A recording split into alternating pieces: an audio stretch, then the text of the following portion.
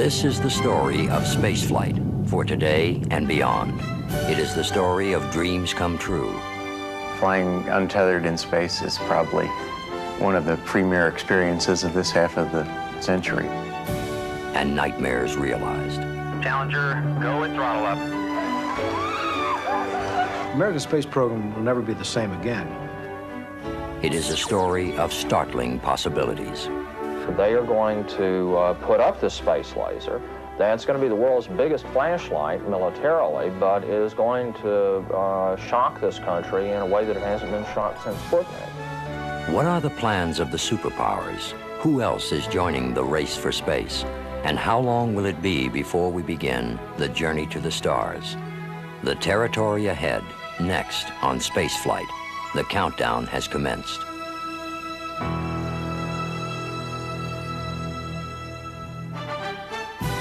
Spaceflight is made possible by the DuPont Company, maker of better things for better living, the Corporation for Public Broadcasting, and this and other public television stations nationwide.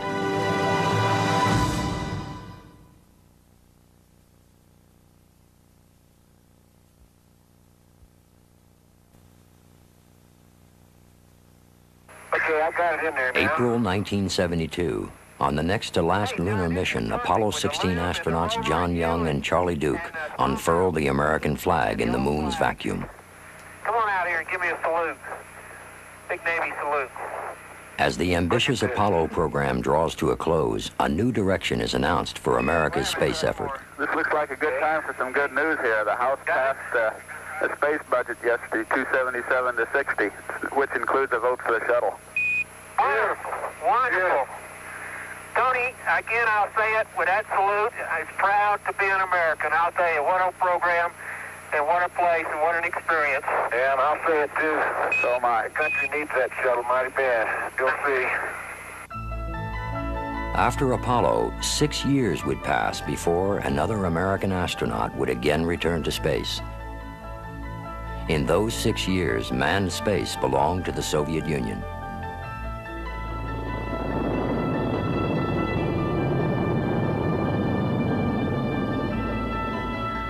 Though less spectacular than America's moon landings, the ongoing Soviet program has produced invaluable experiences in living and working in space. Today, Soviet cosmonauts have nearly tripled the amount of time America's astronauts have spent in orbit. Soviet space observer James Oberg. The last several years have been a remarkable level of maturity, boldness, and even ingenuity shown in their manned operations in orbit with the Salyut 7 space station, which was launched about 1982. What we've seen the Russians do with their months and months and months in space, and then now, in fact, man years of spaceflight, is not just clock time, but accumulate confidence. On the Salyut 7, there were breakdowns, as there are on any kind of spacecraft, but the Soviets, uncharacteristically for them, didn't just cancel missions or launch new vehicles, but they undertook some very bold repair missions. Those are the kinds of things that we used to think were American specialties.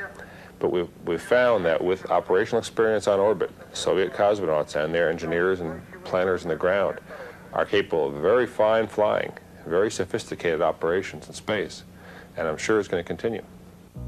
The Salyut was the Soviet Union's second generation of space stations. What made them different was the addition of a second docking port. Crews dock on one end of the station while mission supplies, food, fuel, and other materials are automatically ferried into space aboard an unmanned spacecraft called Progress. This engineering achievement has allowed the Soviet Union an almost continuous presence in space. Raoul Segdeev, director of the Soviet Space Research Institute. Manned versus unmanned mode of space activity is a very delicate problem, and to find a balance is a very delicate issue.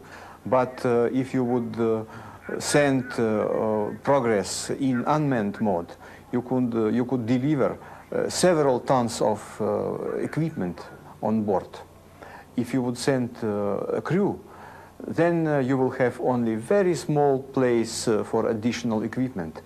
So arguing in this way, we decided that the proper balance would be to have both types of approaches. The Soviets' only serious setback in recent years occurred in September of 1983.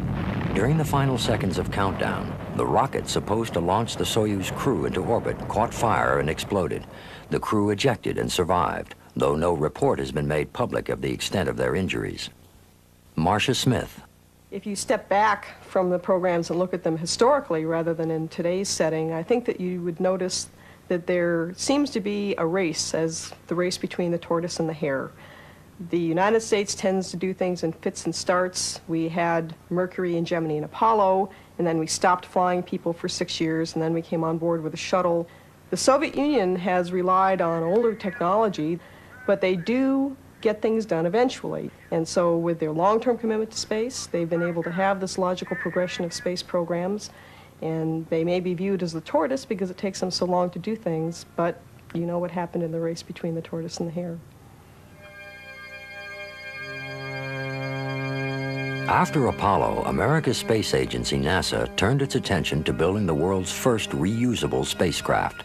Original plans called for a shuttle to be composed of 2 separate manned vehicles. The first would be a huge but reusable rocket plane to boost the shuttle into orbit. The manned rocket launcher would then return to the launch site. Budget constraints altered this plan and a compromise was made. The manned rocket launcher was dropped. Instead, 2 reusable rocket boosters and a large throwaway external fuel tank were designed. Chief NASA Administrator James Fletcher. We did make a major compromise in not going for a fully reusable transportation system. It was a partially reusable transportation system. That was a compromise between what we thought we could do in a given period of time and the amount of money that was available and a lot of other things, presidential requirements. By the time the shuttle is rolled out for its first powered flight, it is 2 years late and $1 billion over budget. Developing reusable rocket engines had proven an awesome engineering assignment. Receiving the most public attention, the shuttle's heat shield tiles. The 30,000 individually cut pieces of tile were designed to protect the shuttle from the intense heat of re-entry. But the tiles refused to stay on, even in atmospheric tests. Former director of the Johnson Space Center, Christopher Kraft.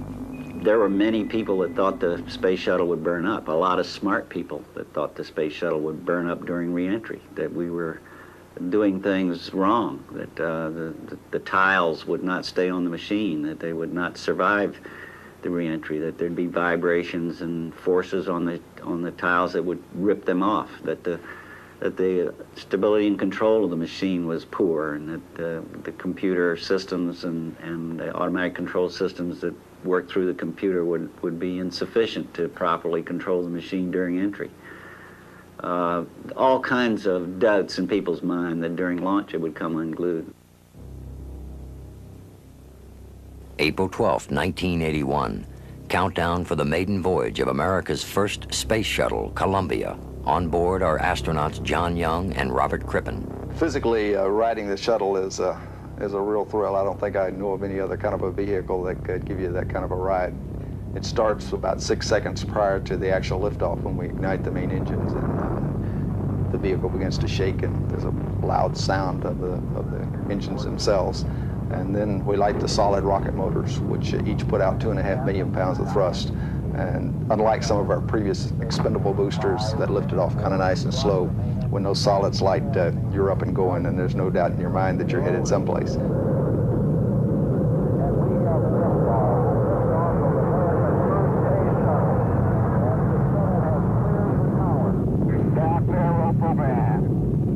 Roger, roll. Yeah, everything looks nominal there, man. What a view, what a view. Glad you're enjoying it. Daniel, that was one fantastic ride. Well, wish we could have been along. Yeah, I highly recommend it. Successful in reaching orbit, Crippen and Young inspect their craft. One view from the cargo bay confirms one of NASA's greatest fears. All or part of 16 heat tiles are missing. We do have a few tiles missing off of both of them. Roger, Crip, we can see that good. The mission commander, John Young. Of course, when we flew the first mission, we participated in many hundreds of engineering meetings where people had told us that when we returned, we would have statistically, now mind you, statistically, we'd have lost some tiles off the bottom of the vehicle. Some engineers speculated prior to the flight that even one missing tile could cause a zipper effect, leaving the shuttle perilously vulnerable to the scorching temperatures of re-entry. There is only one way to find the answer as Crippen and Young begin the fiery descent back through the Earth's atmosphere. Speed 271 knots. So it says it couldn't be any better. Put on glide slope. Approaching center line. Looking great.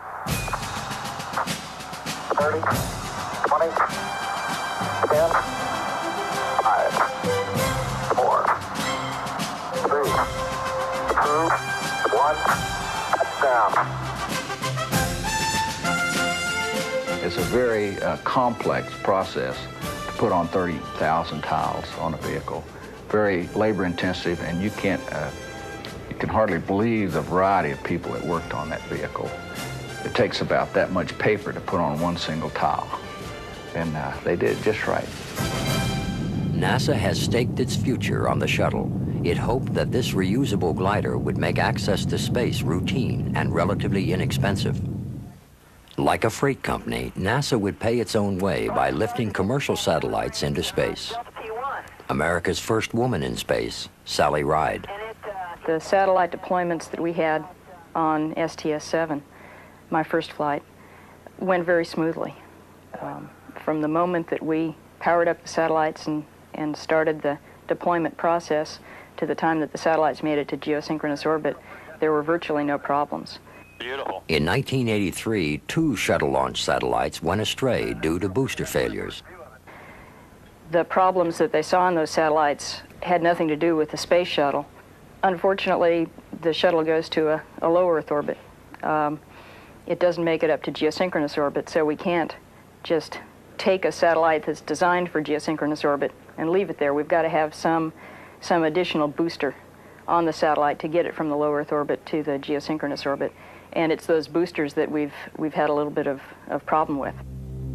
But having lost satellites, NASA has also rescued them. In April of 1984, the crew of the Challenger makes a house call in space. For the first time, they are to retrieve, repair, and return to orbit a damaged satellite, the Solar Max. Looking like a scene out of science fiction, astronaut George Nelson flies out into space and attempts to attach himself to the satellite. Flying untethered in space is probably one of the premier experiences of this half of the century, I think.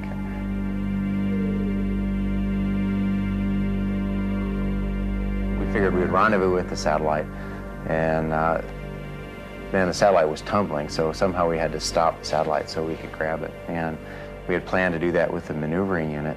Of course, that didn't work. You're going to have to hold on to it both hands, I imagine. The locking pin on Nelson's docking device fails to capture the satellite, and it begins a slow tumble out of control. I don't know if I'm going to have enough gas to do that. What you got left? What you got left? Low on fuel, Nelson abandons the rescue and returns to the shuttle.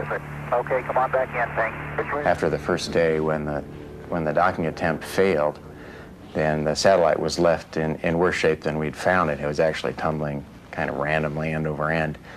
And people on the ground performed really a minor miracle to stabilize the satellite. I mean, they stopped it with about 15 minutes of life left on the batteries in it, and they were lucky enough when they stopped it that it was pointing at the sun so that its batteries could be recharged. Challenger Houston standing by through Yargety. Okay, we've got it, and we're in the process of putting it in. Outstanding. The crew of the Challenger uses the shuttle's manipulator arm to capture the satellite. For almost a full working day, astronauts perform the first repair of a satellite. This impressive achievement was surpassed in November of 1984 with the rescue of 2 satellites lost to wild orbits a year earlier. The 2 errant satellites are hauled, literally by hand, into the shuttle's cargo bay. Although the satellites are virtually weightless, they are dangerous objects to handle as they are full of highly toxic fuel. Okay, I got got my little grubby hands on it. Now you just kind of let me take it where I want it, okay? Yeah. Secured in the cargo bay, they are returned to Earth for repair and resale, a major demonstration of the shuttle's ability to work in space. By 1985, there seemed little the shuttle could not do. The experiments are working out very well. We're very pleased with the results we're seeing. And So commonplace were the flights that U.S. congressmen could be found riding aboard, justified as part of their congressional oversight responsibilities. President Reagan announced that the first civilian to go into space would be a teacher. I've made 9 wonderful friends over the last 2 weeks. And when that shuttle goes, they might be one body. But there's going to be 10 souls that I'm taking with me. Thank you. That's great. For the public, the flights of the space shuttle had become routine events. But for NASA, the pressures of meeting ever more ambitious schedules were causing enormous strains on people and machines. Lawrence Malloy. Systems. So there were some 800 items on the space shuttle vehicle which did not have redundancy. Those were classified then as criticality 1, meaning that the failure of any one of those systems, a single failure, would be catastrophic. One critical problem, unknown even to the astronauts, concerned the 2 solid rocket boosters. New York Times science journalist John Noble Wilford. You have these 2 booster rockets, one on either side of the fuel tank, that provide the primary thrust for the shuttle during the first 2 minutes of ascent. And these are solid fuel rockets, and they come in segments. The segments are stacked, and at the attach joints, you have a ring made of synthetic rubber that seals those joints. And what you have, of course, there are a lot of dynamic pressures at launching, and the pressure sort of stretches and twists. Before the shuttle ever flew, test firing showed that the joints of the booster's 4 major sections were opening instead of tightening as designed. This problem was not corrected. It would fall on 2 thin rubber O-rings circling each joint to keep 5,000-degree flames from escaping out of the side of the rocket. As early as the second shuttle flight in November 1981, engineers had found serious scorching of a primary O-ring. And some of the people from headquarters, after they heard about this, went down to Marshall Space Flight Center in Huntsville for further meetings to try to find out, well, and I don't know that the full story has been told on why the decisions were made that were made, but in effect, the problem was swept under the rug. Yes, what happened in January of 1985, we experienced hot gas blow-by, the most severe that we'd ever seen up to that point. And in removing the seals from the joints in June of 1985. One man trying to bring attention to the problem was Roger Beaujolais, then a technical troubleshooter for Morton Thiokol, maker of the solid rockets. Should the occurrence that happened on that second flight ever occur in a field joint, we would stand in jeopardy of losing a flight along with the vehicle and all the pad facilities, because at that time we thought it was an event that would occur right on the pad before it even cleared the tower. In July 1985, Beaujolais would write this memo warning of a catastrophe of the highest order, loss of human life. Plans began to redesign the faulty joint, but the shuttle continued to fly despite increasing warnings of scorching. January 28, 1986, and the 25th mission of the space shuttle. Commander Dick Scobie, followed by Mission Specialist Judy Resnick, Ron McNair, and pilot Mike Smith, followed by Krista McCullough, teacher in space, Ellison Onizuka, and payload specialist Greg Jarvis. Big smiles today, confidently getting into the van. It's rather clear to me that the message had gotten through the ranks that the boss, that the administrator, the White House, the Congress expected NASA to be able to live up to what it said it could do, which is launch this thing on schedule and frequently. The Challenger crew of 7 includes America's first civilian, schoolteacher Krista McCullough. McCullough's presence brings special interest to a flight already plagued by numerous launch delays. This was an event.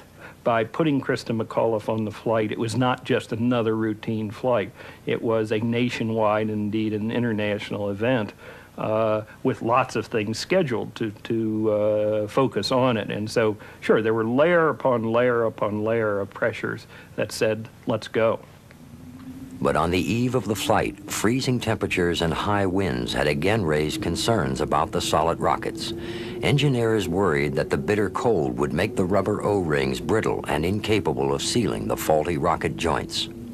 As the crew boards the Challenger, they are unaware of the debate that has taken place the night before between NASA and Morton Thiokol. We had heard during the day that the overnight predicted temperature was going to be 18 degrees, so we spent considerable period in meetings with our management, engineering management, to convince them that we ought not to launch in those conditions. I took some photographs that showed the condition of the joint that had leaked in January of 1985, which was the most previous coldest launch up to that time, and it clearly showed in the photographs that the black soot was much, much worse than the soot blow-by that occurred at a room temperature launch, which was an issue of discussion that night.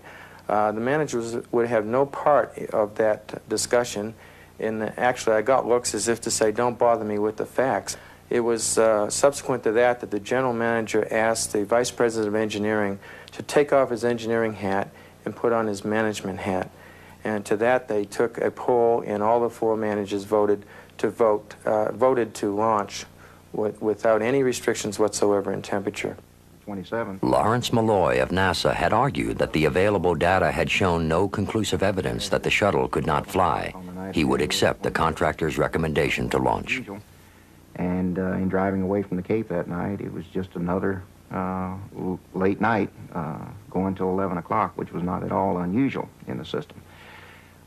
In thinking back, in hindsight, about the whole evolution of this problem, I think that the error was in continuing to accept a design that was not behaving like it was intended to. We didn't do anything to correct that design. We continued to accept the risk and continued to fly. And in April of 1985, when we had complete erosion of a primary O-ring and significant erosion of the secondary O-ring, and had a series of meetings that were every bit as intensive as the one that occurred on January the 27th, and accepted the contractor's recommendation to accept that as an acceptable risk, reviewed that with the total management structure of NASA, and accepted that risk, is where I think the fatal error was made. OTCPLT, caution warning, memories cleared, no unexpected errors. Copy. T-minus 30 seconds, and we've had a go for auto sequence start. The SRB hydraulic power units have started. With schoolteacher Krista McCullough on board, many of the nation's children are watching the event on television. Soon, the exhilaration of the shuttle launch will turn to horror. T-minus 10, 9, 8, 7, 6. We have main engine start. 4, 3, 2, 2, 1. The 25th Space Shuttle mission, and it has cleared the tower. Now control program. Roger, roll, Challenger. Good roll program confirmed. Challenger now heading down range.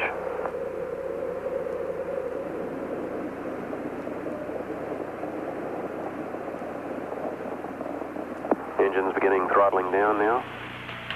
3 at 65. 65, Fido. TDL confirms throttles. Thank you. We'll throttle down to 65% shortly. Engines at 65%. 3 engines running normally. 3 good fuel cells. 3 good APUs. velocity 2,257 feet per second. Altitude 4.3 nautical miles, downrange distance 3 nautical miles.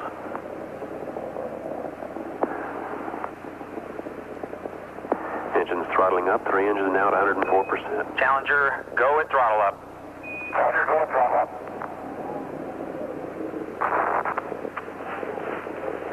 1 minute 15 seconds, velocity 2,900 feet per second, altitude 9 nautical miles, downrange distance 7 nautical miles.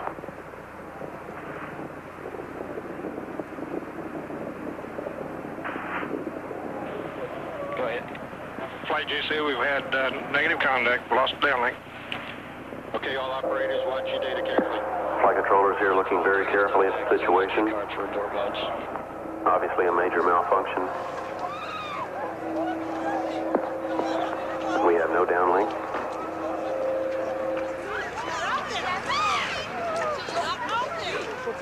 I had wandered up into the area where we normally watch the launch, and I was walking by that room when a colleague came out of the room and asked me to come in, encouraged me, in fact, to come in and watch the launch, and I decided not to, and finally he convinced me that, oh, come on in and watch the launch. You ought to see it, you know. So I sat down on the floor closest to the screen. While he was sitting in the chair, I was up against his legs. It took off, cleared the launch tower, and he whispered in my ear that we just dodged a bullet.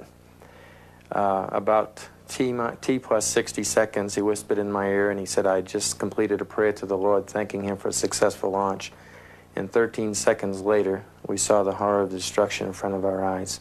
After liftoff, we do have a good view from that glass cage of the ascent, and I recall somewhat, just slightly a minute into the launch, seeing some bright objects in the plume, and my initial thought was that we've either lost the main engine or that we've had a burn through of the solid rocket motor nozzle. That was followed very shortly by the explosion. I saw the objects, I saw the expansion of the plume, and then the explosion. And it was absolute shock. There was absolute silence in that room. Nobody spoke. And when they did, it was in whispers. Flight Fido, go ahead. RSO reports vehicle exploded. It is believed that the crew members survived the initial explosion. Copy. Fido, can we get any reports from recovery forces? Stand by. At least 3 emergency breathing packs were activated.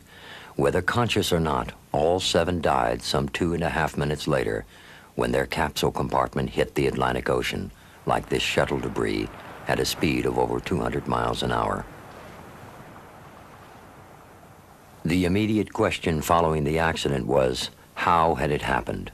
A presidential commission was formed to find the answer. The process as it worked in this case was clearly flawed. The technical culprits did turn out to be the faulty joint and O-ring seals, but these were symbols of NASA's deeper flaws. 265 feet. The shuttle's brakes had malfunctioned so many times that the runway at the Florida blastoff site had to be abandoned in favor of the large dry lake at Edwards Air Force Base in California. Stretched too thin, there was a constant shortage of parts. There was also a severe strain on personnel. On the mission previous to the Challenger, the crew of the Columbia avoided disaster by just 31 seconds. Their launch aboard occurred because a fatigued console worker had mistakenly drained 18,000 pounds of fuel out of the shuttle's external tank. It now seems clear that NASA's management accepted goals greater than it could achieve. There's no question that the press was lulled by NASA's successes, that the press did not dig as hard and as deep as it should have into the various issues concerning the space shuttle. Astronaut George Nelson scheduled to fly aboard the shuttle's first post-accident flight. Yes, we needed to know that data, and we didn't, and that was made us all a bit angry, I think. And we have been working very hard with the system to try and ensure that that never happens again, that if there is a problem, it will be identified as the problem with the O-rings in the solid rockets was, but that information, after it's identified, is passed along to everyone who needs to know so the problem can be worked in the proper way. And I'm pretty satisfied right now that the system we have in place will do that. James Fletcher now has the responsibility of putting back together the pieces of America's shattered space program. Morale is low. The papers are not treated as well. Some of them made us look like a bunch of idiots, and there were mistakes made, but we're not a bunch of idiots. We're competent people. I don't want to say super people, which we sometimes get credit for. Not now, but we used to. We're just ordinary people trying to do a job, but the only reason we're successful is because we worked together in the past. We have worked together as a team, and each player knew what the other fellow was supposed to do and trusted him, and that team atmosphere is not quite back yet, but is getting there. Fletcher hopes to have the shuttle program flying again in early 1988, but there are allegations that NASA is charging ahead too quickly. In the rush to fly, is NASA making the same dangerous mistakes? I think that, in all honesty, unless a total ethical change is made at the upper echelons of both government agencies and contractor agencies, something similar will happen again, because the contract pressure, the schedule pressure, and the cost pressure will drive people right into the same spot. And unfortunately, the astronauts will pay very dearly, the ultimate being their lives. Whenever you're ready, Bobby. Okay, why don't we all gather over at this? Well, much more than 7 human lives and a very expensive piece of hardware were lost. What was lost was an impression of something that we could be proud of, that the space program was what the United States did well, did right, was a symbol of national accomplishment, national pride. And the accident and then the investigations following the accident have demonstrated a large degree of illusion to that symbol. I think our confidence in the space program, in NASA as an organization to carry it out, in space as an activity to use to identify what's good and positive and right about American society, all of that has been very badly shaken and will take quite some time to restore and reconstitute that sense of pride. To those they left behind, the mothers, the fathers, the husbands and wives, brothers and sisters, yes, and especially the children. All of America stands beside you in your time of sorrow.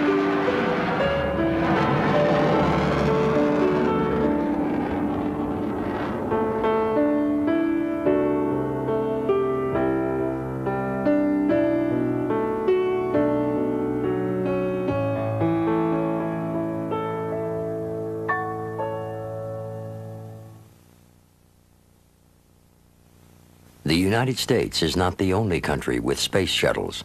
The Soviet Union is reported to be building its own reusable space vehicle.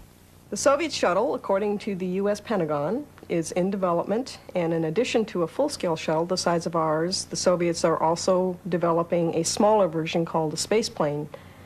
The big shuttle, what we call the Soviet shuttle, has not been flight tested to the best of our knowledge. The smaller space plane, there have been 4 flights of this, but the most recent was back in 1984, so we don't know any more about the status of that program. The U.S. Air Force has on the drawing board its own advanced aerospace plane, a craft capable of carrying a 20,000-pound payload directly into space from a conventional runway. Space, for the modern military strategist, is the new battlefield. The U.S. Defense Department now spends nearly twice as much money on space as NASA, and the distinctions between military and civilian space programs are becoming increasingly blurred. The Air Force has its own version of Cape Canaveral at Vandenberg Air Force Base, California. For years, Vandenberg has been the blast-off site for satellites on expendable boosters. Here, a new shuttle launch facility has been built at a cost of $2.8 billion. But according to one congressional report, the Vandenberg shuttle pad is poorly designed. Exhaust from the shuttle's main engine could fill the pad with hydrogen gas, resulting in a massive detonation during launch. For now, Vandenberg shuttle pad has been placed in mothballs while it is repaired. Still, the announced flight schedule of the shuttle is dominated by a backlog of military payloads. Nearly half of the cargo bays will be filled by Department of Defense needs. The next generation of American spy satellites, codenamed Keyhole 12, is so large it can only be launched in the shuttle's cargo bay. There is wide speculation that this reconnaissance requirement is a major driving force in getting the shuttle flying quickly again. Just how much detail and information can be spotted from space is a secret, but it is known that America's spy satellites possess an extraordinary capability. John Pike of the Federation of American Scientists. If you were sitting out in the backyard having a picnic, the satellites could certainly count how many people were at the picnic.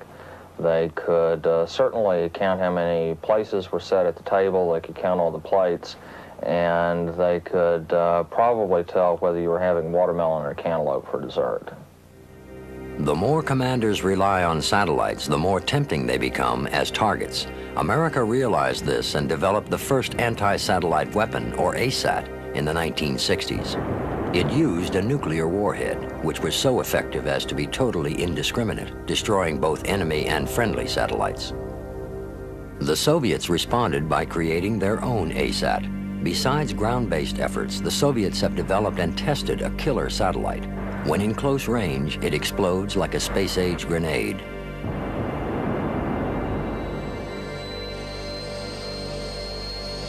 The United States is making the next move with a new anti-satellite weapon. The American ASAT is carried aloft by an F-15 fighter. It's about the size of a basic air-to-air rocket, but contains extraordinarily precise heat sensors to track its target.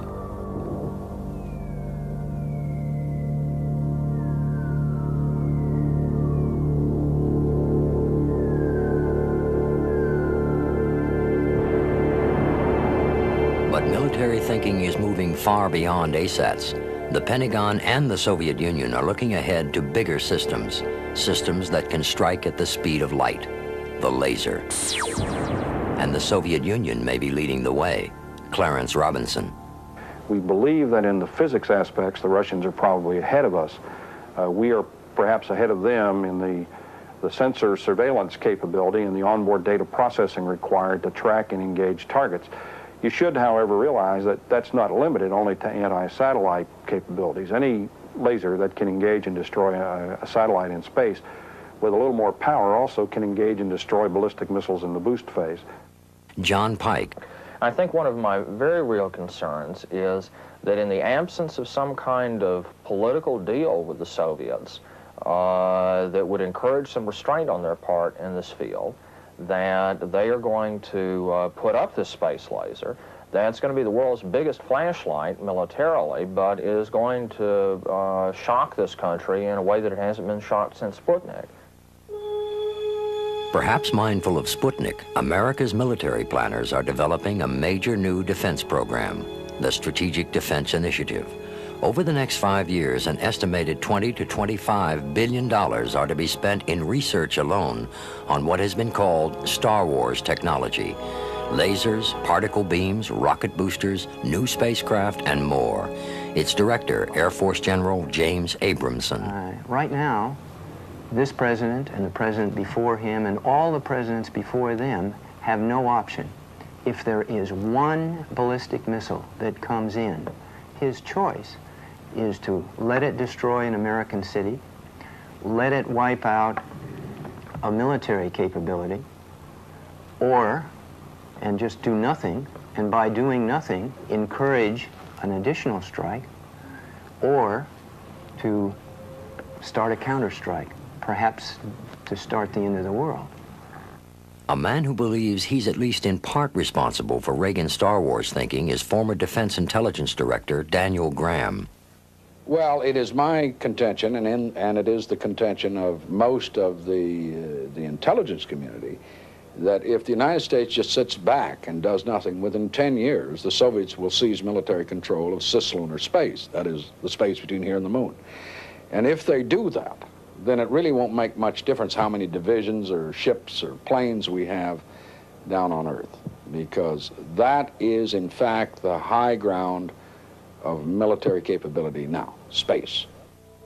Graham's proposal is built around changing America's 20-year nuclear strategy of mutual assured destruction, or MAD. The MAD doctrine is based on the assumption that if both superpowers have the capability to annihilate the other, neither will act. Graham proposes building a 3-tiered defense space system. The first 2 layers are made up of orbiting armed satellites. They would seek out enemy missiles in their launching and coasting sequences. The 3rd tier would be a ground-based buckshot-like arrangement protecting American missile silos. This scenario disturbs retired Colonel Robert Bowman. As an Air Force officer in the 70s, he was responsible for the development of space weapons. Today, he is one of their most outspoken critics.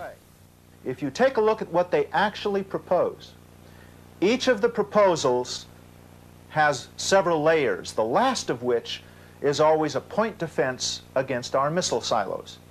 The first layers, space-based layers, are so leaky, so many missiles would get through, that we always have to have that point defense around the missile silos. So it becomes obvious that what they're talking about when they say assured survival is assured survival of silos, not people. And what is the point of protecting missile silos? It's so they can exercise MAD. Others criticize space defense because it ignores nuclear delivery modes other than spaceborne warheads, from a terrorist act to submarines to cruise missiles. Fine, because nobody is going to try to first strike the United States with that kind of system. So you got to remember what you want the defense for. You want that defense to drive the possibility of nuclear war as far towards zero as you possibly can. But critics and advocates of Star Wars do agree on one point. Gigantic technical obstacles remain, a sober realization when considering the consequences of a less than perfect defense. Former U.S. Air Force Director of Space, John Story. The problem with developing a system against ballistic missiles is right now we don't have the technology, the capability to build a foolproof system. Let's say that we had a system that was 90% capable of stopping every warhead the Soviets launched at us, and the Soviets launched 10,000 warheads at us, and we stopped 9,000 of them. That means we'd have 1,000 nuclear warheads impacting on the United States, and that's just not acceptable. Space technology has helped forge a world where we are all in some way held hostage. Can this same technology offer hope for the future, or is the idea of space defense science fiction fantasy?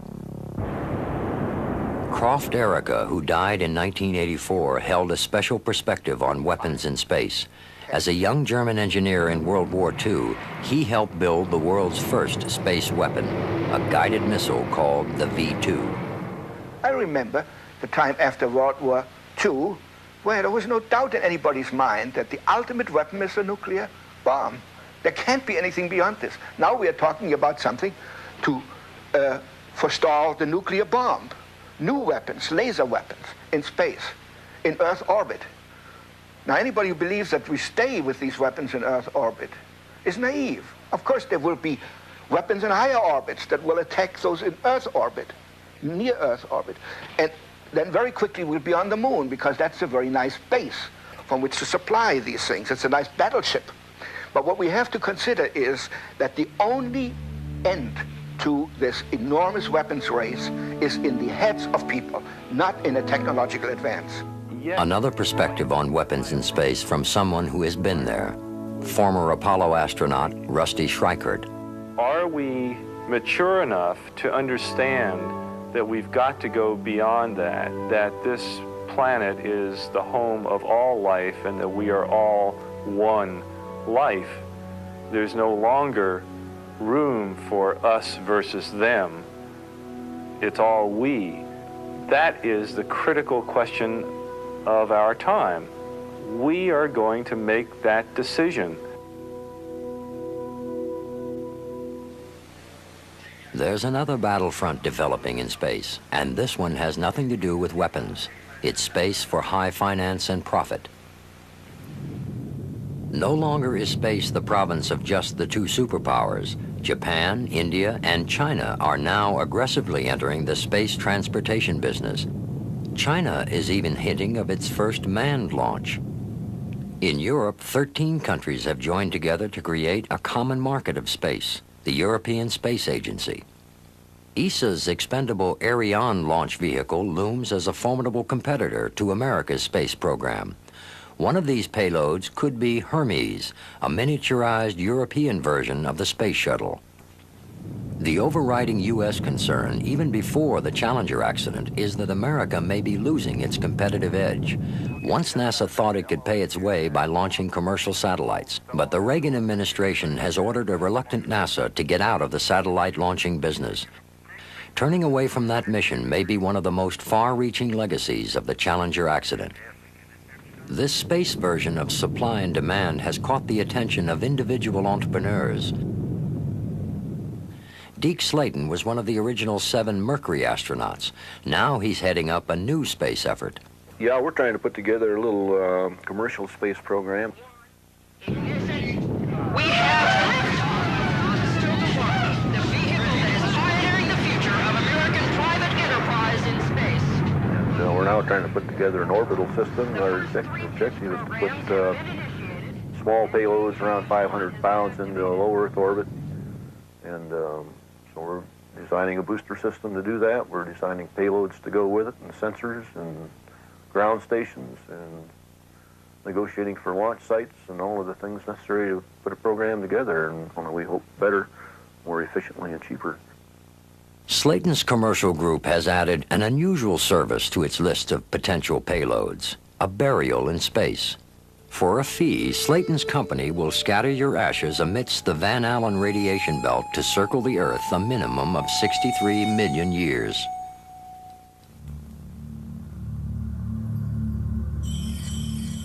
Most space competitors are concentrating on unmanned space opportunities. NASA, struggling to get its shuttle program flying again, continues to place emphasis on its manned program.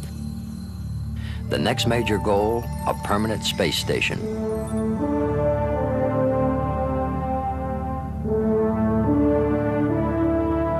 The station will serve as an observation post for looking down at the Earth and out into the universe.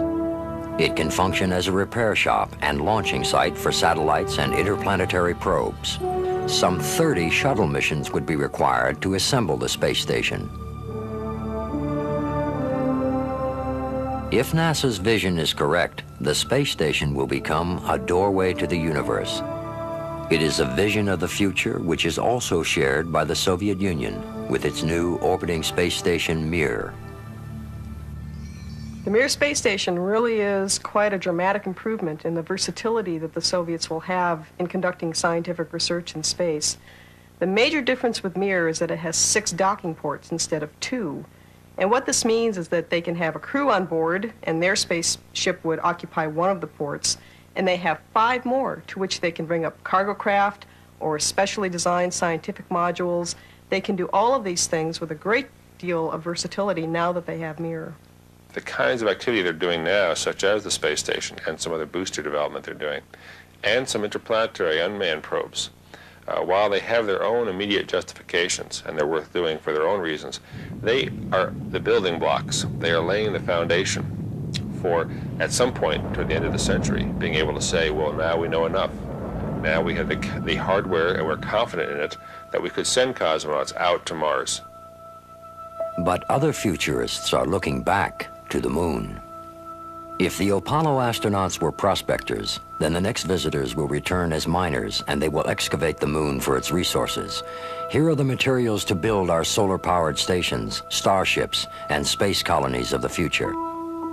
Futurist Jerry O'Neill. A space colony will be a large rotating sphere, about a mile in circumference, slowly rotating to make Earth normal gravity for the people living on the inside. Space colonies can be located anywhere in the solar system, and if you calculate out how much material there is, how much energy there is to drive them, there's room there for expansion for the human race for thousands of years. Yet in the near future, it will probably be machines, not humans, that will explore our solar system. The first interplanetary probe was launched a quarter of a century ago. Since then, we have seen the first glimpses of our planetary neighbors. The These extraordinary pictures are from the surface of Mars, taken by the Viking 2 lander. The Voyager project remains NASA's brightest star, with its successful close encounters with Jupiter, Saturn, and Uranus. Still ahead for Voyager 2 is what promises to be a spectacular flyby of Neptune in August 1989. Pioneer 10, launched more than a decade ago, has now left our solar system on an infinite journey through the stars. Even more dramatic discoveries are expected by NASA's Space Telescope. When launched into orbit free from Earth's atmosphere, the Space Telescope is expected to see close to the edge of the universe, some 14 billion light years away. Peering so far into the distance is like looking back in time. The Space Telescope may see the birth of galaxies billions of years ago. In doing so, we may answer questions about the nature and fate of the universe itself. But in the wake of the Challenger accident, unmanned exploration of space has suffered. Schedules have been disrupted, missions cut back. Gentry Lee, head of Project Galileo. Planetary science is in real trouble. After a decade of no major launches, we had planned to launch Galileo and Ulysses in '86 and Magellan in '87. That would have given us a look at Jupiter and its moons, look at Venus from a radar mapping point of view of the whole planet. And now these will not occur. Just when these missions will be launched is not certain, because we must wait until the shuttle is ready to fly again. Essentially, we have to wait in line until the Defense Department and other major missions are done, and then the shuttle is flying on a routine basis. This means it'll have been 12 or 14 years since we had any major planetary missions. Now, while all this is going on, across the ocean in the Soviet Union is a very deliberate, slow, but well-paced program to investigate Mars now. They did Venus first, now they're going on to Mars. 2 years from now, we hope to launch unmanned mission toward Mars. Then we would get an orbiting station around Mars, automatic station, and it would be the first recovery of man-made object in the vicinity of Mars after extremely successful Viking project. And we would try to do a kind of post-Viking type of science around Mars. We began the process, and now as the Europeans, the Russians, and the Japanese begin exploring the planets, it looks as if there may be, a case could be made that we will perhaps become the Portugal of the 21st century. The Portuguese began the exploration of the New World, the oceans, Africa, and the Near East. But when the time came to colonize and actually benefit from those explorations, it was the British and the Dutch who led the way. I think that unless we have a rededication of national will, unless it becomes important again that we be preeminent in the exploration of space, the United States may very well become the Portugal of the 21st century. We are just now venturing into the backyard of our solar system, but when will we travel to the stars?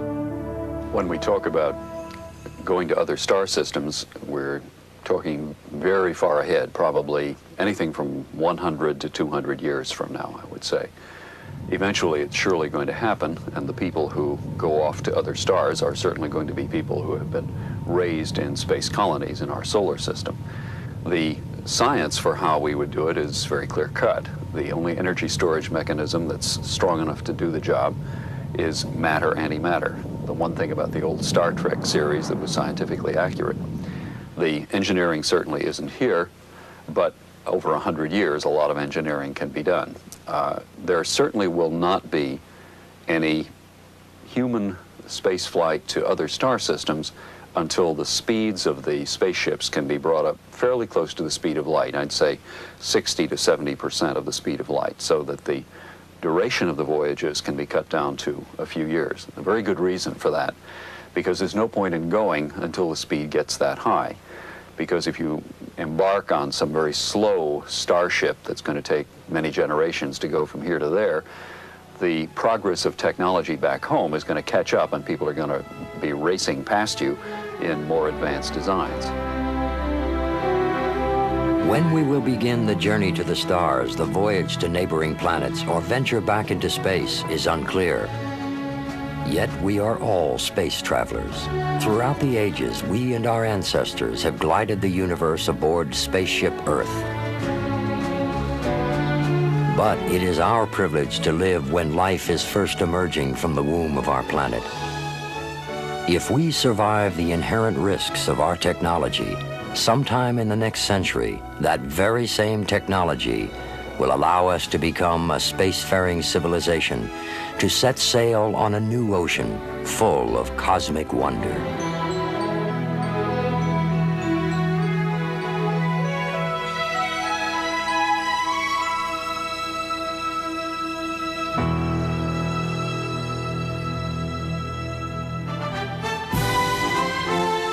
Spaceflight was made possible by the DuPont Company, maker of better things for better living, by the Corporation for Public Broadcasting, and by this and other public television stations nationwide.